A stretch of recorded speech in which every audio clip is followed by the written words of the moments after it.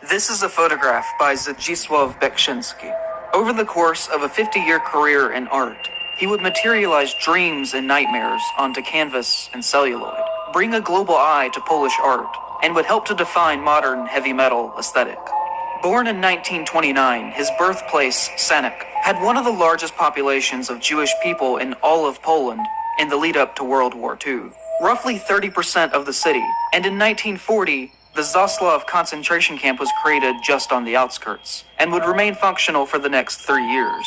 In the aftermath of the war, Beksiński would begin to photograph the world that he saw around him during the Soviet occupation of his country. And it is undeniable that the horrors he experienced through his entire adolescence would later play a massive role in the mindset of his works that he would go on to create. Although not formally trained in art, in 1955 he would study architecture and develop drafting skills through that would later help him in more than one way. Because as well as training his hand, he would also learn the history and symbolism of architecture that would allow him to make social commentary through his paintings. After finishing his education, he would return home to Sanok and would design buses for a construction company called Autosan. But during this time, he would continue to experiment more with his photography, incorporating objects that he found at the construction site into the pictures that he took, and decided as a side project to his career that he would become a part-time photographer. And it was here in 1957 that Beksiński immediately disrupted the art world with his earliest works of photography. The philosophical idea behind photography at the time was that of straight photography or pure photography, and the likes of artists such as Paul Strand, Edward Weston, and Ansel Adams, in which the objective of the photographer was to use the camera to create as sharp an image as possible of the subject, using light to demonstrate every natural texture available. This style was born out of a rejection of pictorialism, which was the reigning style of art photography in the early 1900s, wherein the photographer would try to capture life in a hazy, obscure way, similar to that of the Impressionist painters. Pure photography stood against this staged false idea of life that the pictorialists created within their work, and tried to present objects as they truly were, rather than how a romantic would see them.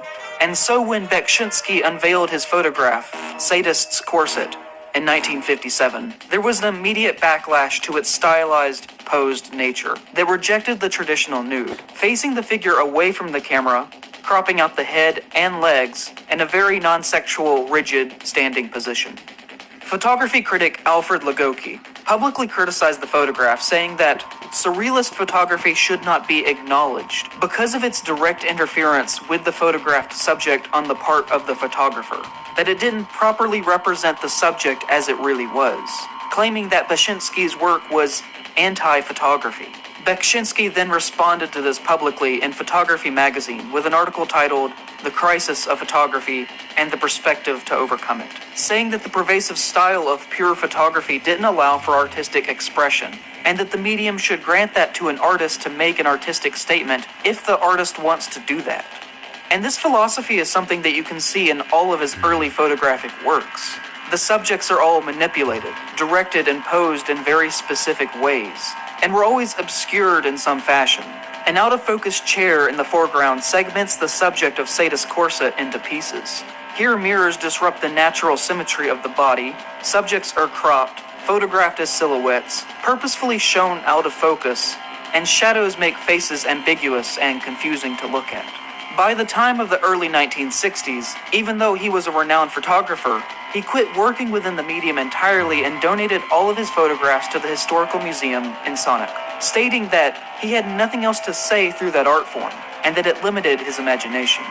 And even though Beksiński today is known entirely for his paintings, you can see here in his photographic works of the 1950s the formation of what would go on to be his trademark existential style. From the beginning of the 1960s to the mid-1980s, Beksiński would enter the era of his career that he would become most known for with the Fantastic series, which melded architecture, spiritualism, eroticism, war, and dream logic into a series of hellscape paintings. Every work of art created by Beksiński was untitled. He didn't like the concept of titling art because of the possibility of creating a misconstrued meaning or perceived interpretation of the work from the artist to the audience. He explained in a 2002 interview that in his opinion, interpretation is imposed by others. Speaking immodestly, paintings are to be admired or contemplated. Admired without asking what it means. If I had something to say, I would write it down or say it. I don't need painting for that.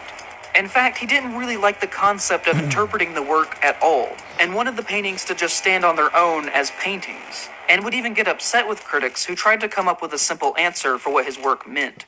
Saying also at one point that meaning is meaningless to me. I do not care for symbolism, and I paint what I paint without meditating on a story. So I'm not going to try and do that here, and offer up some grand thesis of what his body of work means as a whole. I think he is probably correct in saying that his work is so diverse, and that each individual painting is too complex for me or anyone else to do that well. But despite his wishes, I will go so far as to say that there are common similarities in many works from him that make it difficult for me to not think of his life and the political climate that he grew up in when viewing his paintings from this time. Almost every single one of this set feels like him confronting something very personal that he must have seen or experienced in his youth, as he also explores concepts that obviously captivated and haunted him. And so here I would like to take some time to discuss what I see as the most common themes within his work. His experiences growing up in World War II obviously affected him deeply, and is the most reoccurring topic that I see in his paintings. Here, an ugly red creature conceals itself behind the facade of elegant Greco-Roman architecture.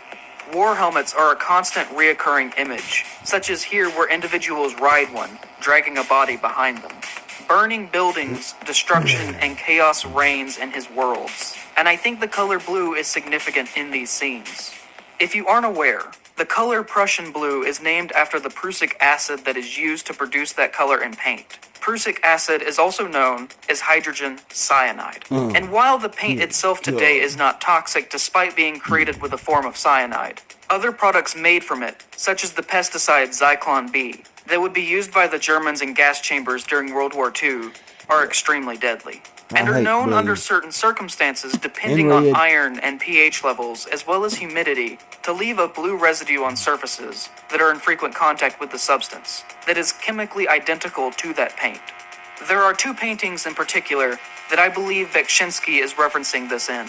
Here, where a figure reminiscent of common depictions of death, shrouded in Prussian blue, watches as a train of carts covered in religious symbols carries emaciated figures away, who are packed together tightly. As well as here, where possibly the same figure hovers over a child in a cradle, while a man is eaten alive by birds behind him. The words, "In hoc signo vinces," is carved into the wall, a Latin phrase meaning, "In this sign thou shalt conquer." It is also relevant, I think, to note that this phrase was a common popular slogan used by the American Nazi Party. The human body is the subject of almost every Beksinski work, and like most themes within his work, they tend to blend together into one common core of nihilism. His portrayal of thin bodies is very much in my mind tied to the war, and they are also often presented with religious symbols, which themselves are also always shown with destruction tying back into war, in a constant recycling collision of conflicting ideas. He painted hundreds of images in his life, and to me they are each individually small pieces of a larger single Hobbesian statement on human nature. The bodies of Beksinski's paintings are never normal, and are almost always blending into something else, stretching and obscuring the original form. Many bodies form a new creature, faces bloom into nature, buildings are constructed out of bodies, Notre Dame is made of flesh. Numbers are tattooed or carved into people, a man turns into a building, and a torso into a chair. With these last few possibly being a critique of the victims of the Germans being turned into household objects, such as soap or lampshades. Each person depicted is a parody of life, with the only common element being that they are always thinner than they should be. A corpse plays the violin, a ruined dancer poses, the faces shift this way and that way, until the argument could be made that they are no longer faces at all. They are usually cropped or segmented into pieces, positioned in almost natural ways, and yet somehow entirely unnatural at the same time. And the positioning of the bodies also ties into the idea of crowds, surrounding larger-than-life government officials and religious figures as well. as the idea of crowd mentality is critiqued heavily in his work, where those in large groups stare vacantly forward or gnash their teeth in joyous anger. Here, a large group, probably representing death, wearing helmets block the way forward on a path, and here, a great head devours the masses. And on the religious side, a massive being hovers over the earth, with the symbol of religion in its front pocket. A cardinal appears with a diseased, rotting face. Graves litter the yard of Notre Dame, and many, many crosses rise up out of the destruction of war. But there are just as many paintings that don't have as overt of a possible meaning behind them, which is why I say that it's difficult to lump all of his output into one definite thesis, just in the same way that it would be difficult to place the entirety of a man's life into one neat sentence. Life is messy, and just because he witnessed the horrors of human rights violations as a youth, doesn't mean that makes up everything about him as a person.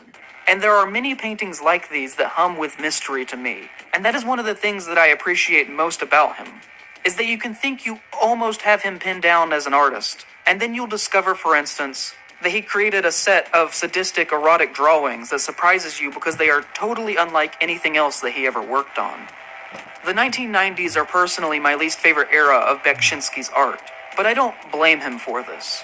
As with many creative people at the time, he became enamored with the new possibilities that digital art offered, and for a while he returned to photography, using new programs such as Photoshop to manipulate his photographs, as well as those taken by others, to create new images out of them. He said in this time that there is a certain refreshment of mind in this work, the view from a totally different perspective than at painting.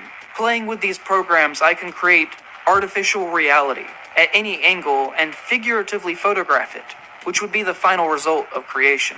But the artificial reality of these works that he created in this time, to me, are not on the same level as what would have come before, in my opinion. They definitely come from the same mind and the same perspective, but these feel less raw to me, less visceral or emotional. I enjoy him revisiting imagery from earlier in his career that he developed during the Fantastic period, such as doing this digital work of Notre Dame.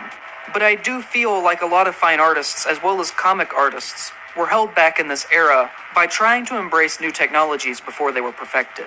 And I think that Beksinski realized this as well eventually, as he became frustrated with digital art and abandoned it by the 2000s and would return to painting.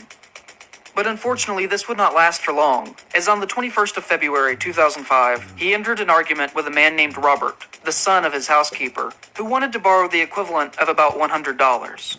Beksinski refused, the argument became heated, and the two entered into an altercation, and Robert stabbed Beksinski 17 times, killing him, robbing him not only of his life, but the world also of more Beksinski paintings. That year, Burning Man would display a red cross in the shape of a T in his honor, and soon after, the city of Sinop would open a museum dedicated to his work in a local castle that is still open to this day.